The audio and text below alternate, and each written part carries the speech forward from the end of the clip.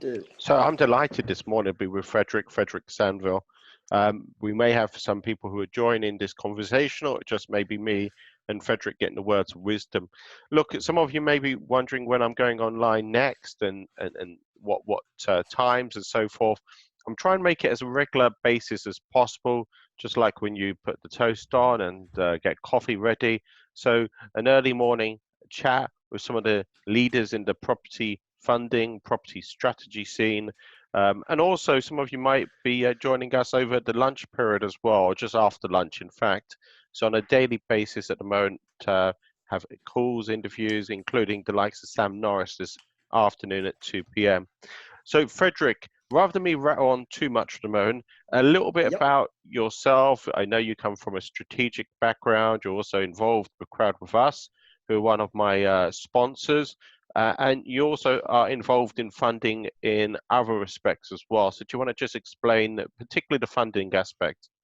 Sure. Right. So thanks, Brennan, for having me on board on today's Zoom. I work with different companies to help them on a strategic level. I'm also, in addition to that, a landlord and also do developments now and then. So today's topic, like you said, focus on, well, the situation as it is. I just got a text message from the government, stay at home.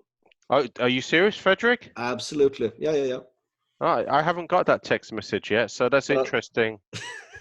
I think they'll send it pretty much to everyone they can find their number to. So you might be a covered one. So there you go. Yeah. Wow.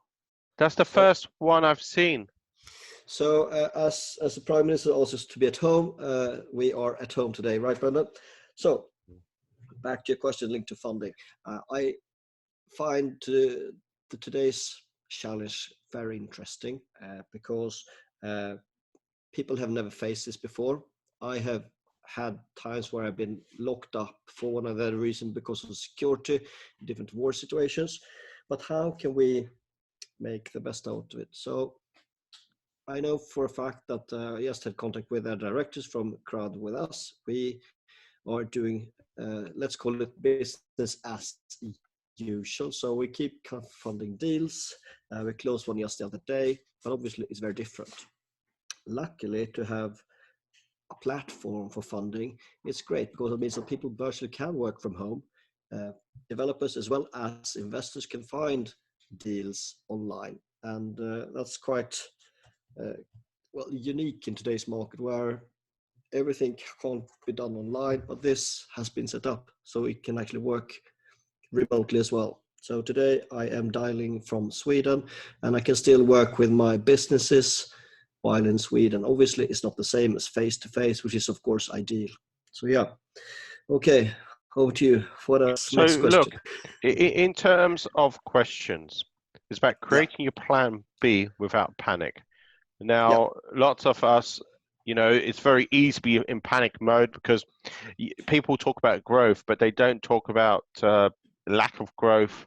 And for most people, coronavirus wasn't on their radar as being a business challenge. People often talk about strengths, weaknesses, opportunities, and threats, and people don't usually yes. have coronavirus or viruses or medical issues or global pandemics as a T. So, look, how do you look at reducing costs? Is it all about reducing costs, the plan B, or what do you see as the most important aspects of the plan B? I would say even before we come into the plan B, like rewind some time. If anyone could foresee this, just a general business principle is to try to have reserves. It's much easier, obviously, to say than to actually apply it. But to have cash reserves as an individual and as a business is essential.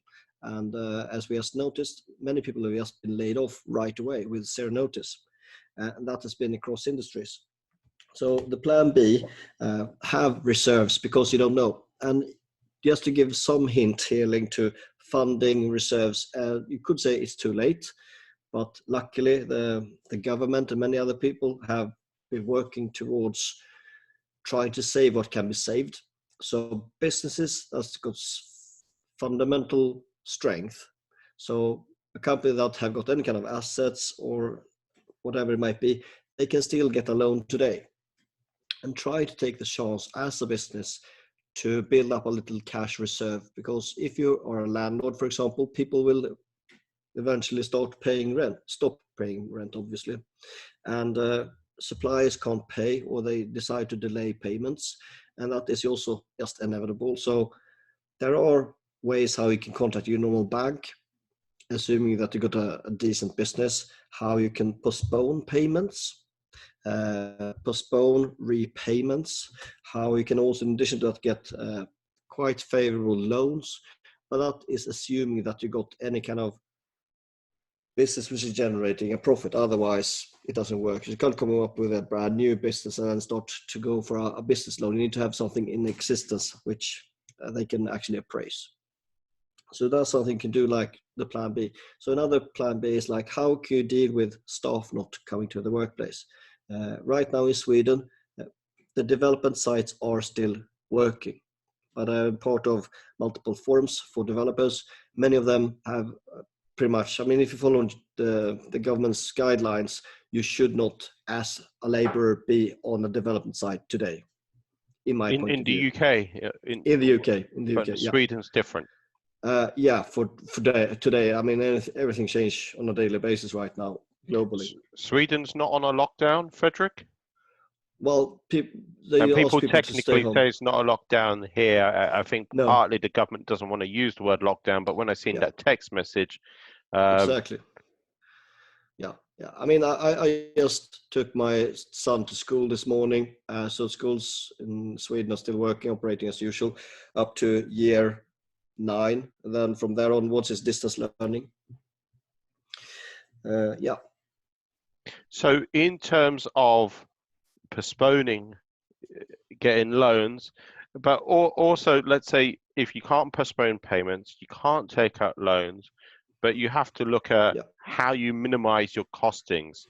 And how do you minimize? Where do you look at? Obviously, you can look at the worst case scenario and the best case scenario and the middle case scenario, but what should you be looking at to reduce? The easiest thing to do really is just look on your company or personal bank statement, and just go down the list, like what is on direct debit, which I just can cancel because I don't need it. So just get rid of unnecessary costs, if that's one way to do it. I have usually got the other way around, like how can I actually make money instead to compensate for this. So I'm looking into like what can I do today and for the next few weeks and months to actually benefit or survive with a better prospectus in this current market. So for example, what you're doing today is a great example of teaching, learning online is one way how you can have something. I mean, when the whole event industry just had a nosedive, people still like to meet, but maybe like this. Sure. So look, so teaching online is important for you. You've got your book as well. Are you working? People talk about writing more books while we're on the lockdown. Is that something you're considering doing or not? It's a great time to think about any kind of intellectual property. Now you might not have the chance to do your normal work, so positioning yourself is a great chance to work on your brand, work on your connections, expand your network, because everyone is pretty much on the computer at the moment. Okay, so look about expanding connections, because very few people talk about expanding connections while we're in the market. It's people talk about, going through your mobile phone, looking at who you've not reached recently. I've talked to, I think I've done 10 interviews in the last 7 days or something.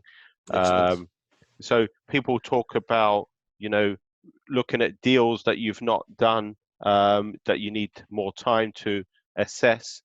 What else do you suggest about expanding connections? I mean, think about right now, many people don't have their normal daily job because they can't do it for one or the other reason. They're working from home. And most people do not have the discipline yet to be filling up their days. So that means that ultimately you can do just what you did with me. Contact people, ask them, and people are quite keen. So I got 2 podcasts, and right now we'll reach out to a few people in America to get some more interviews. So it's a good time to reach out to people because they will be more contactable than usual, especially if you've got their private details and not the job number. Okay. Look, so we briefly looked at expanding connections. That's a really interesting theology or idea in a downturn. You know, people talk about sometimes, you know, recessions are the opportunities and so forth. This is a slightly tricky question, but I will ask it. Where do you really see the opportunities as well? So people see it as a down market. Obviously, there are opportunities as well. Where you personally look at building opportunities yourself, Fredrik? Yeah, so think about it. We have the whole property sector. It's huge, and with any kind of risk like this, people are very shaky. We've seen a downfall of the stock market of roughly 30%, which means usually, if you think about like trends and market price and so on, usually the paper assets are affected first, and then the physical assets. So if we follow that trend with Corona and everything, we should see a down market in terms of property prices. We had just seen prices start to come up again after the Brexit announcement. But with this effect and then 30% downfall on the stocks and shares, people are exiting that. So many people should be more liquid, so they can, in theory, pick up property deals cheaper than normal if you are in a cash position. And I've been contacted by a number of lenders, for example, brokers who are keen to contact me. I had one calling me yesterday. They said, we got 25 million out there working, but we got a lot more money to deploy. Do you have anything that you'd like to have money for, basically? But that was more linked to developments. Okay. So there are lots of companies who still like to use and work with the money if you got the right kind of proposition for them with the right team and right deal in place. Fredrik, we'll come back to a little bit more about yourself in just a minute. I just want to share with the viewers my screen about what I'm doing online over the next few days. So just bear with me 2 moments.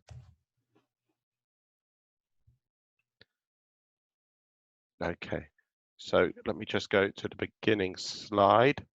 Brilliant. So every weekday I'm online. And just to make sure it's clear who it's for developers, investors, also the commercial space I've moved into in terms of the commercial summit. It's a good question. People ask about the format of the events. Some of them are longer. So this coming Thursday evening is my Central London Property Network. Now I've dropped the name Central London because it doesn't matter where in the country you are or in the universe, to be fair. You can join the call through Zoom. Much shorter interviews with yourself and leading experts, between 10 to 30 minutes. And in terms of what I'm doing online, depending when listeners are listening, this afternoon I'm with Sam Norris from Bond Finance. Tomorrow I have an interview with a prop tech company, Tim Valder of Mass Reports for feasibility studies. And that's online, that's interactive, that's open to all to join, and so is Sam's interview as well. And then just fast forwarding to next week, so there's more in the pipeline this week, but next week, the interesting one is at 10 a.m. in the morning when I've got a commercial summit post review part 2. So delighted Lendwell can be involved in that. Susie Carter, who's vast knowledge in the commercial space, who was at the commercial summit. And as I say, Ronald Fletcher Baker will be one of the companies involved in the call this Thursday. They're one of my sponsors, Crowd with Us as well. Also will be involved in the call and my other sponsors on Thursday. So my monthly events are still going ahead. I just have to work out the exact format. So in all honesty, it's hard to know how long calls should be. So do watch this space, but it's this Thursday at 7 p.m.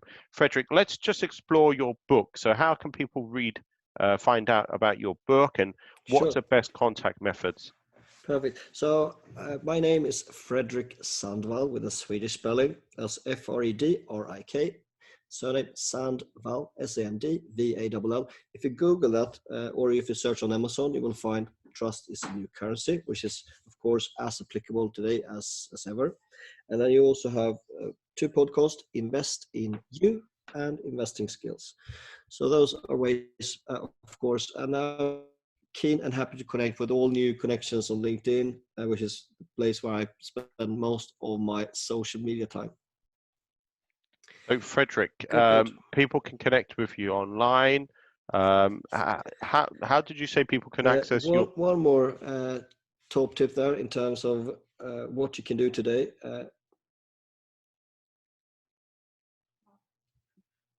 Yeah, I'm still here.